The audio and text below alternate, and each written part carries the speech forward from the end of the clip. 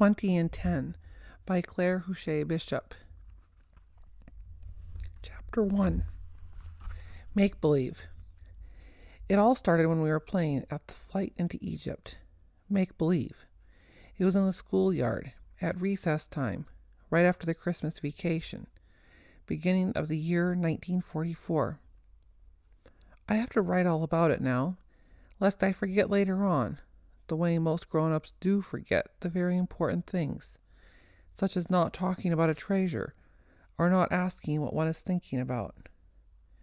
If I write now, all I remember about it, perhaps when I am old, let us say 20, somebody may find these pages and make a book. But that is a very long way off. I am only 13, and I was 11 when it happened. My name is Janet. There was also George, and Philip, and Henry, and Denise, and Louis, and many others. 20 in all. And we were all fifth graders except Louis, who was only 4. But he was allowed to be with us because he was Denise's little brother. And this was permitted because the war was on, and France was occupied, and the children were all herded together where it was safest for them to be. In our town, the boys' school and the girls' school were combined, and each grade was sent somewhere in the country. We, the fifth graders, boys and girls, were given that lovely old house on top of a mountain. It was called Beauvalin, Beautiful Valley, because we could see the valley for miles and miles from up there, and it was very beautiful. Anyway, we were all up there. The fifth graders and Louis and Sister Gabriel was with us, and we were very happy because we just loved her. She was young and gay and quick. She never walked, she flew. And now, as I was saying at the very beginning, we were playing at the Flight into Egypt.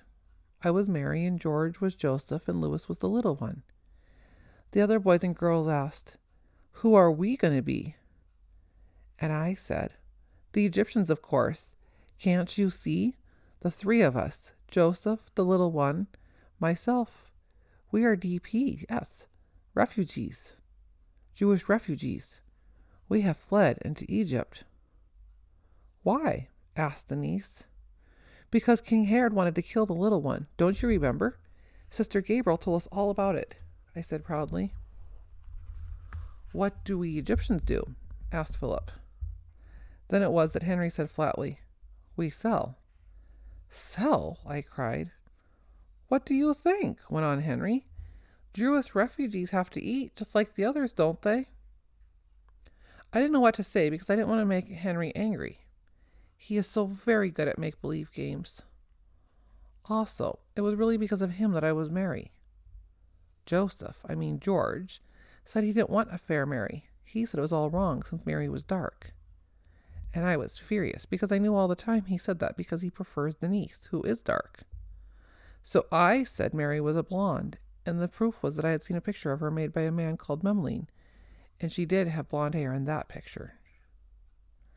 Then Henry stepped in and said, "George is right, and Janet is right too, because sometimes Mary is dark and sometimes she is fair. Mary can be French, Spanish, Russian, Negro, Indian, Chinese, anything at all." And Denise said, "How do you know?" And Henry said, "I know." And that was that because Henry is very, very clever.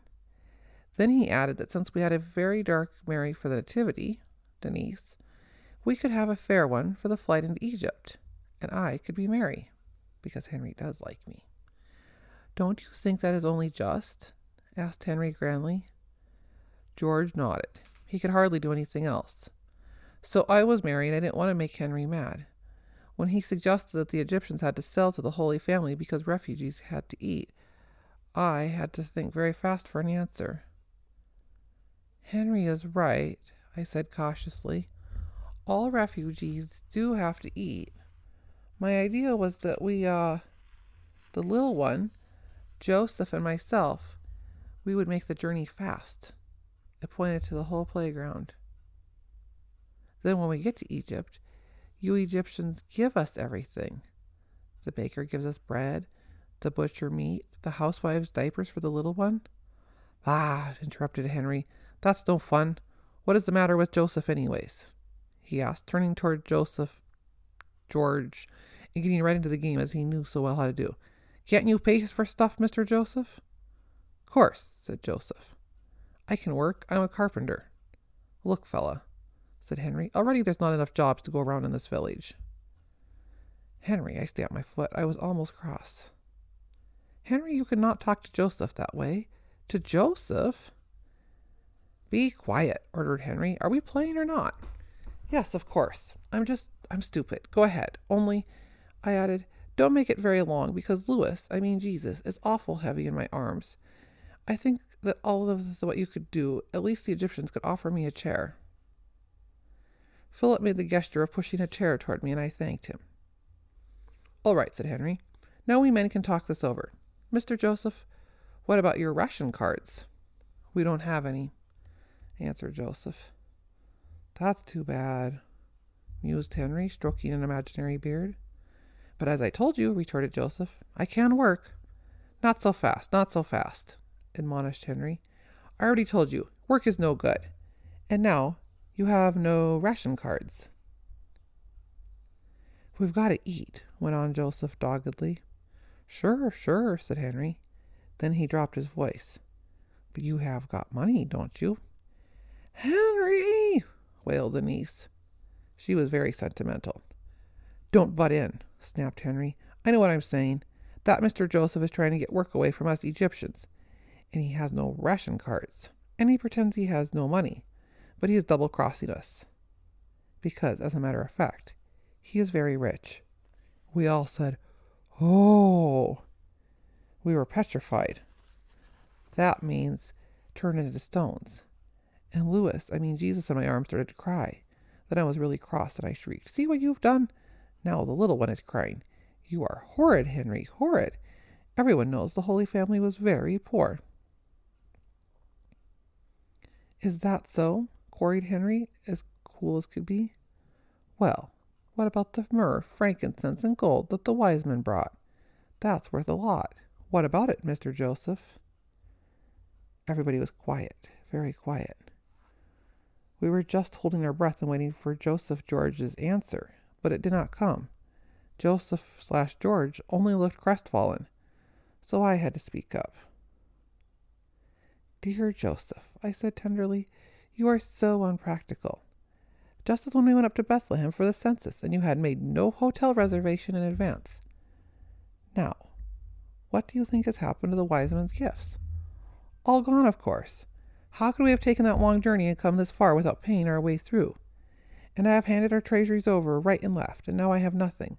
Not a bit of myrrh, not a grain of frankincense, not a mite of gold. See, hold the little one for a moment, please. And I got up and gave Joseph the little one. Then I turned my pockets inside out, and I shook my dress, and I cried, Look, Egyptians!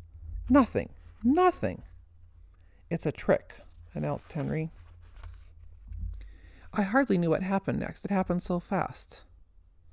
George put down the little one quickly, glaring at me of all people with blazing eyes. Then he marched toward Henry with closed fists, muttering, unpractical, a trick, money, rations, ration cards, work, I'll show you. And suddenly we were all fighting like cats and dogs, some of us on George's side and others on Henry's, but soon we didn't know which we were on. It was a regular free-for-all, with the boys pummeling one another and the girls pulling each other's hair. And then the soft white wings of Sister Gabriel's headdress flapped hurriedly across the yard. There. Children, she called, shame on you. No, I don't want to hear a thing. Think of you getting into a fight when I was coming to tell you. What? We cried eagerly, crowding around her. You'll see, in the classroom, quick. Now shake hands with one another and file in, tiptoe. We did. In the classroom was a young man sitting on a chair. He looked very tired. He was not shaved, and his clothes were covered with dust. We slipped noiselessly to our benches and waited in dead silence until Sister Gabriel made a sign with her head for the young man to speak. When he opened his voice had a croak, as he does when one does not sleep. Boys and girls, he said, I have to speak to you as if you were adults. You know that the Germans occupy France, and you also know about refugees and the DPs. We nodded. Now, do you know that there are some people who are not only refugees and DPs, but have absolutely no place to go, because if the Nazis find them, they will kill them. A shiver ran through the class. Do you know who these people are? Asked the young man. You could have heard a pin drop, and we were amazed when we saw George raising his hand. He got up and said, the Jews. We had no idea what he was talking about, but the young man looked very startled and said, how do you know? George became very excited and shrieked, because there was Herod and the Egyptians, and I was Joseph, and he was all red and confused, and he dropped to his seat and hid his head in his arms.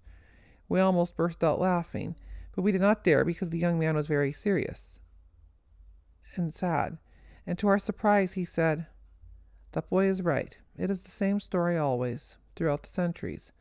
This time it's Herod's soldiers who are the Nazis. That's all. He waited a little while and then asked quietly, boys and girls, do you know what happened when Jesus' family was hunted by Herod's soldiers? We all sang out at once, they fled into Egypt. Yes, said the young man, and they remained hidden there, did they not? Now, once more, Jesus' family is hunted and will be killed if we do not hide them. Will you boys and girls help? Will you take them with you here and hide 10 Jewish boys and girls whose fathers and mothers are dead already? Of course, we all cried, yes, yes, yes. We were absolutely thrilled. This was not make-believe anymore. This was the real thing. Sister Gabriel spoke up. I did not expect less from my boys and girls, but you must understand what this means. The Nazis are looking for these children. If we take them, we must never let on they are here. Never, even if we are questioned. We can never betray them, no matter what the Nazis do to us. Do you understand? Well, of course. Had we not played at being Egyptians? By then, anyway, we could hardly wait to see the new children. And we were delighted when the young man turned to Sister Gabriel and said, they are hiding in the woods now. We have walked all night. May I bring them in? Sister Gabriel nodded. The young man went to her. He took her hand and touched his forehead with it, bowing at the same time, and he said, you know you can be shot for this. Sister Gabriel smiled quietly. Bring them in quickly, she said. They must be so tired.